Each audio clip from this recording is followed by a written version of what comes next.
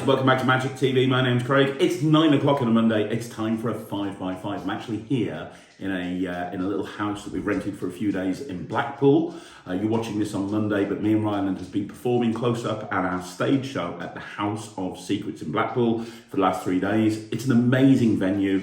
Ryland put a brand new show on, and we're back next week or the week after next. So if you want to see Ryland's show, then all you have to do is just check out the House of Secrets. Anyway, I'm filming here, and I even managed to get a heater in the shop just to make you guys feel at home. But this is this week's 5x5, and it's going to be a review show revisited 5x5 live performance commentary special. Try saying that 3 times fast.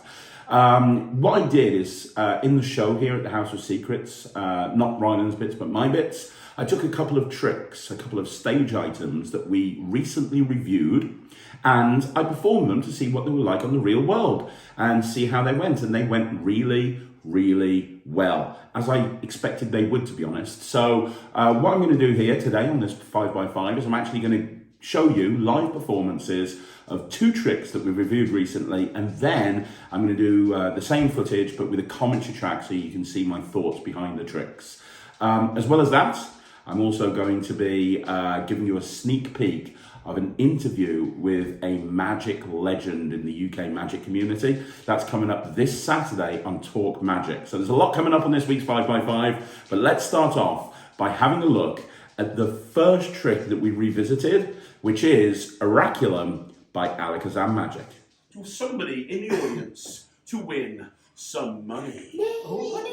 No, let's try that again. Somebody in the audience is going to win a prize. Congratulations on probably the single most sarcastic poo-poo I've heard in my life. The person's going to be you. Now, you don't have to stand up, your job's not that important. But what is your name? Noah. No, of course he's familiar. No, nice to meet you. So Noah, here's the idea. We're going to start the show by giving you a chance to win a prize. I have a clear piece of perspex. You'll notice there's 6 numbers. 1, 2, 3, 4, 5, 6. Next to each number is a card. Written on the back of the card is a prize. There is no losing in this game. You are going to name a number. Whatever number you name, whatever's written on the card, I promise you, at the end of the show, I will give you that prize. No, it's not a scam. I do that in the week, on the weekends, I'm legit. Okay? So, 1, 2, 3, 4, 5, 6. You're going to name a number. When I snap my fingers now in a nice loud voice, I'd like you to name a number 1, 2, 3, 4, 5, 6. It's totally your choice, but remember, whichever number you name, that's the prize you get. Name that number out loud, right? Now! 3. 3. Now, here's the thing. Are you sure you want 3? Because I don't want you saying later on, well, Craig did a pretty good show, but I think he conned me. I think he scammed me. You're already thinking I'm scamming you. Unless it's Barbie doll, I'll take it. I can confirm, though, that there is no Barbie doll as a prize on these 6 cards. I'll take it. You'll definitely take 3. I don't trust you, but sure. Don't trust me, I cheat for a living. I'm a magician. But you want 3, yes? Sure. Now, guys, would you agree that it was a completely free choice and you could have had any number? Would that be fair, yes? Yeah. If he had any number, he had 3. First of all, just like a typical game show, let's show you what you could have won. If you had 1, 2, 4, 5, or 6, you would have had one of these. 1 would have been £10,000. 2 would have been £25,000. 4 would have been £75,000. 5 would have been £100,000. And 6 would have been £150,000. But you didn't go for any of those. You went for number 3. Please, Noah, see me after the show where you can claim your Tic Tac. There you go. That's big round of applause for Noah.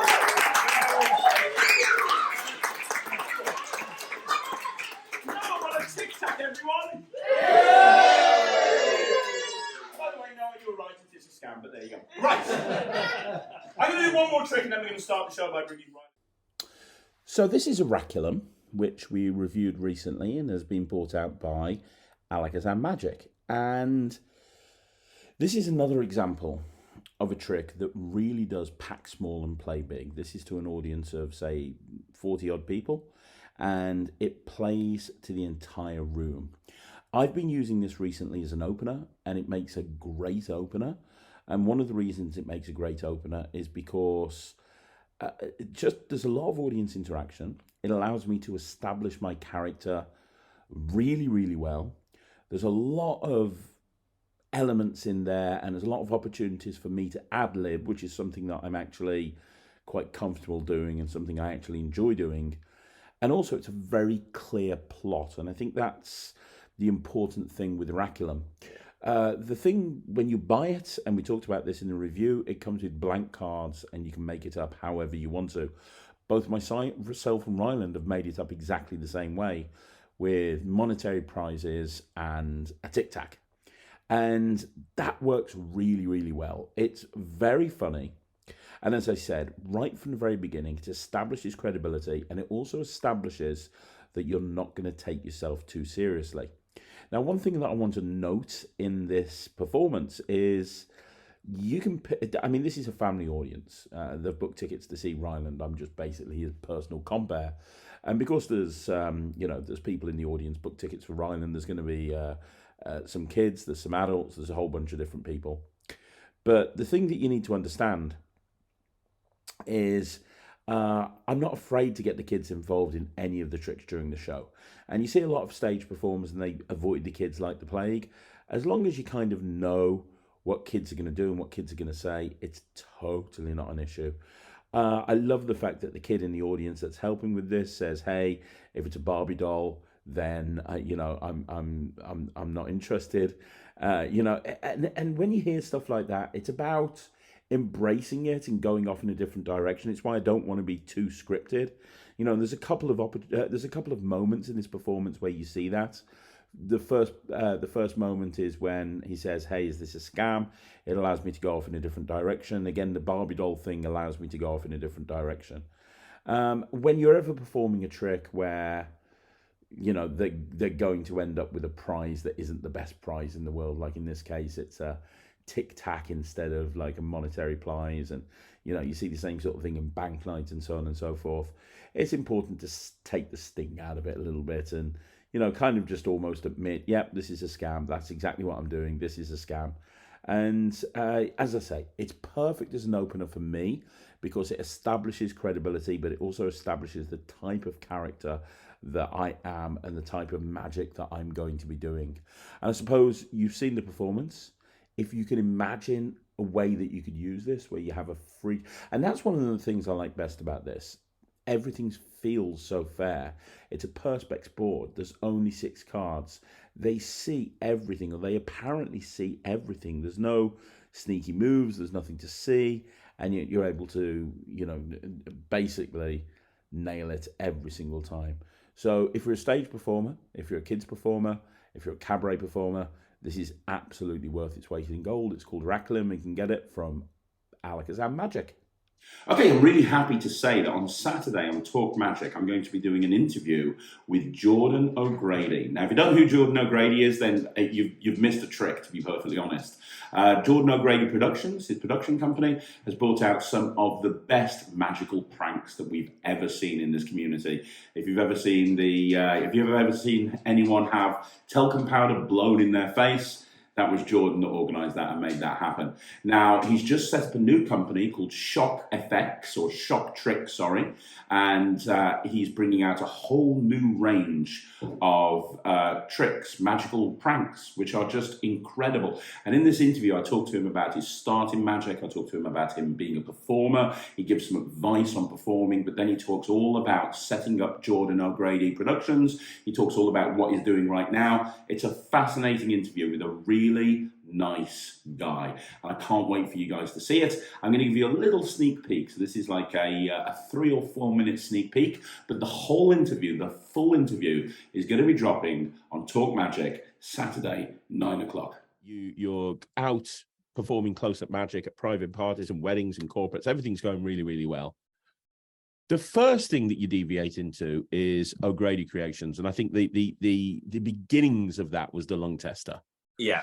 So how did we get from a close-up magician and a firefighter to the lung tester? Because I've got one. I fell in love with it the first time I saw it, and I don't know the story, but I seem to remember it was around before you, but you bought it back or something. Could you tell the story? Would that be okay? Absolutely. Yeah. So these things are, right. Firstly, so we moved from outperforming fire service, and me and a couple of my friends, like a lot of other magicians, we go to Blackpool every year, And we always sit in the pub, we always sit discussing, thinking we should bring something out. We should launch a product. We should do something to release something to try and make a bit of money, because everyone thinks it's dead easy. You know, you just bring a trick out, the shops will buy it. You come to Blackpool, everyone buys it, and then you make loads of money.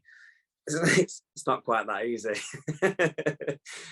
So the lung tester's been around for years. I think I've actually got one that dates back to, I should actually show it to you, I don't know where it is, dates back to 1940. It's full of soot. It's tiny. It looks nothing at all like the ones that I make. You can see the mechanisms in it. If you don't know how it works, I'm not going to spoil that. You can see the mechanism and how it works externally and everything. So it still works. It blows soot in your face, so it blows black powder in your face, and it doesn't come off. They actually date back, from my research, back to the old Navy days, and the engineers used to manufacture them on the ships. So what would happen is the engineer would find all old parts, and they'd make them up, and they'd tell whatever story that they wanted to get somebody to basically blow into it. So I've got one here. So you can use whatever story you want. I decided I had a go at making them. I actually made one out of plastic to start off with, because I couldn't weld or anything like that. So I made one out of plastic, tried to get the mechanisms working, because I had no idea how these things worked at the time. And then I thought, you know what, I'm just going to try buying a few metal bits and seeing if I can get it working. I used to manufacture them, probably this one as well, with an old chef's torch. So I used to get a little butane bottle, like a little lighter, and I used to manufacture them with that, because I couldn't weld or anything. And I've just progressed from there to learn how to braze and to silver solder. And I've had some parts manufactured because you can't buy them. And it just went on from there. All these are all hand cut and everything. So I sit there for ages, filing them all, twisting them, and making them into little pots. So I think we launched in 2011 with the lung testers, just made the odd few, went to Blackpool thinking, I wonder if we'll sell any there.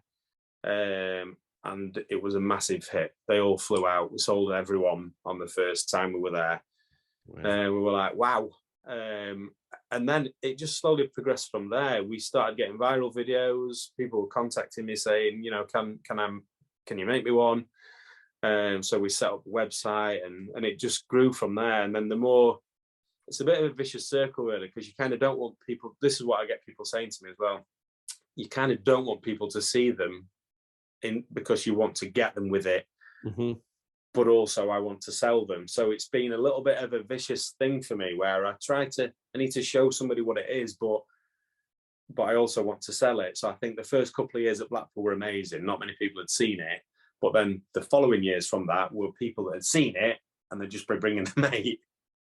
Can you show them this? So it was so funny. So you'd go, is it all right? And they'd go, yeah. So then we'd just get them, and it just went from there. It's always, Blackpool, there's always a big buzz around your booth as well, isn't there? Everybody's always there. And no two are the same, or they're all very different. Or they're all very different, yeah. So we've got the smaller ones. These are all, they all look very similar like this. This one's mine, but they all do look very similar like this. Then the bigger ones, I ain't got any. They've all sold. They're all different. They're all completely different. Got that little diver's helmet on top. Yeah. So then after lung testers, I was thinking, what else? What else can I make that blows stuff in your face? Now this is going to be a card trick, because people have been asking me while I've been doing close-up. They've been saying, Craig, can you read somebody's mind? And the answer is indeed, yes, I can. I'm going to try and read somebody's mind right now. The person's mind I'm going to read is yours right there, sir. Are you excited?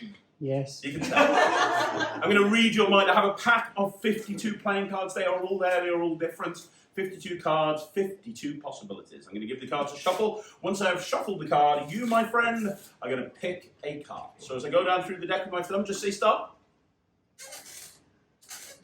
Ideally, before I get to the answer, let's try again. I didn't hear it riffle. Go again. Let's start. There you go. Anytime. Stop. That's amazing. Thank you. This card right here. Let me get it there. Can you look at it? You got it? Yep. You got the card? Please remember it, because later on when I dramatically say, this is your card, if you got I don't know, it loses its impact slightly. So please try and remember it, that'd be great. Yep. The idea here is for me to get your card. But I can only do this if psychically you and I are in touch. So I need to do a little bit of a test on you first of all, just to make sure that you and I are on the same wavelength. What was your name, sir? Martin. Martin, we're going to do a test to see if you and I are on the same wavelength. I have a piece of cloth here. You'll see there's question marks on this side. The reason there's question marks is because this is my test. See, on the other side, Martin, there is a word. It could be any word in the English language. Be honest, Martin, tell the truth, don't lie. Do you have any idea what the word is? Sorry? No. No, the word is correct. That is no. Wonderful, well done. Martin, you're so good. It's amazing. But I sense that there's some hostility in the room. Maybe some people, maybe over there, they think that that wasn't a legitimate test. So we do have another test. I have another test right here. We're going to try and do a second test. I have something else inside this piece of cloth, Martin. I want you to imagine that you're going into a shop. I want you to imagine you walking around inside your local shop. Which shop do you go to, Martin? Lidl. Lidl. Why not?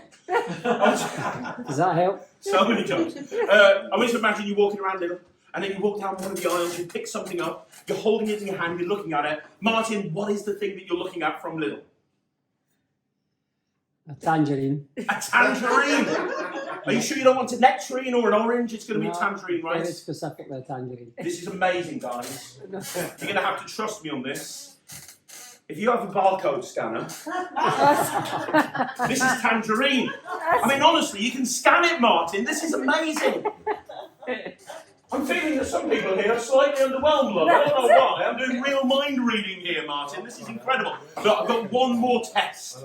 Martin, I want you to imagine, no, even better, I want you to think of any animal in the world. It could be any animal in the world, any animal at all, Martin. Let your mind go nuts. Martin, mythical animal, real animal, I don't care. Martin, name an animal. Alligator. An alligator. I don't even know if that's an animal. I have no idea, but we'll go with that. Alligator. Now, I've got to be honest with you. I'm not the best artist. I'm a magician.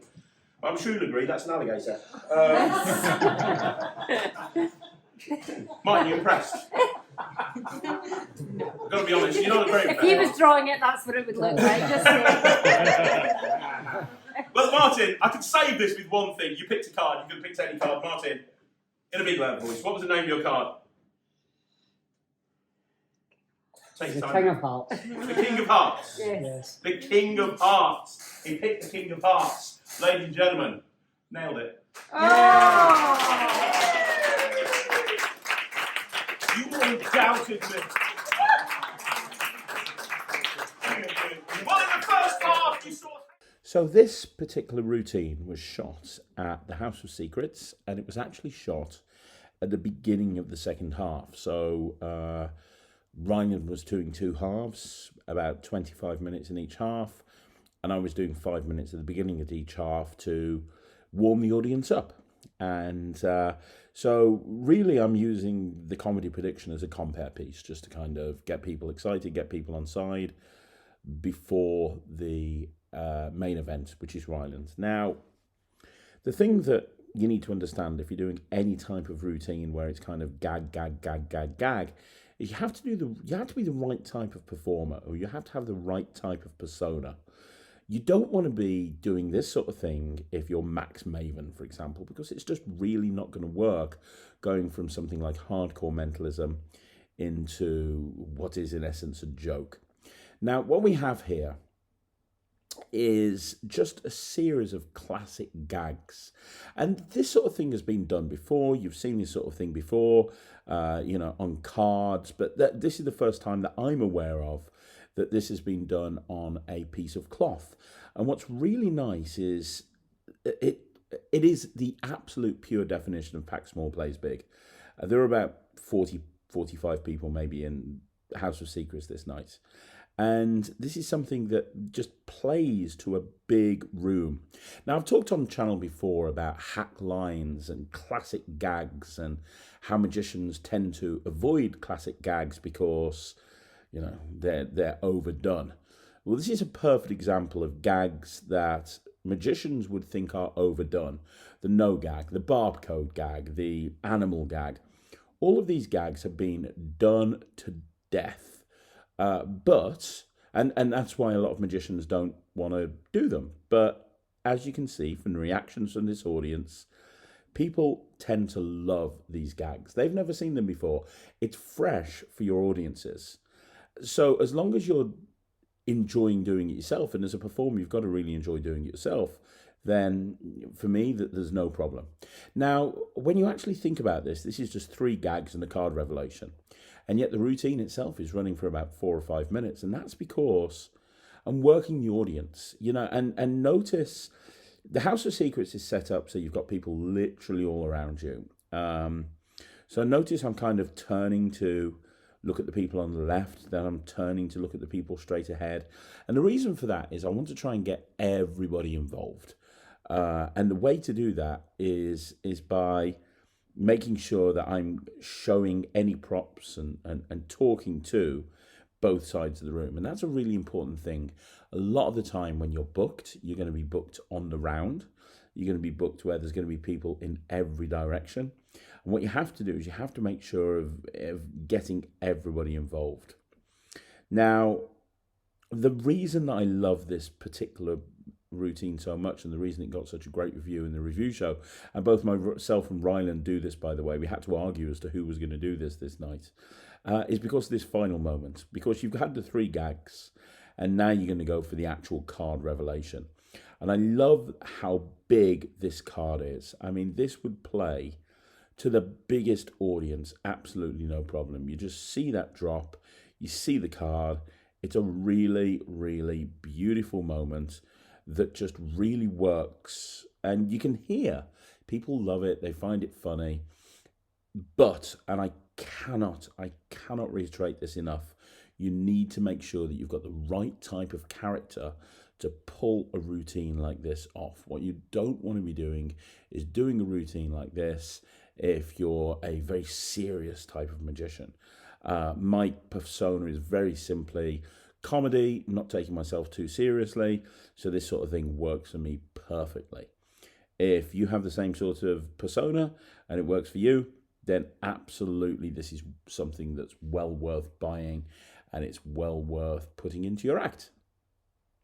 So there you go, guys, that's another 5x5 in the bag. Do me a favour, let me know what you think in the comments down below. You want to see more videos like this, like the video, subscribe to the channel, leave a comment down below, and also don't forget, if you haven't already done so, go check out the Netrix, www.thenetrix.com. It is my online streaming platform, and today we're doing a Coin Magic Justin Miller special, and we're uploading like 5, 6, 7 Justin Miller coin routines.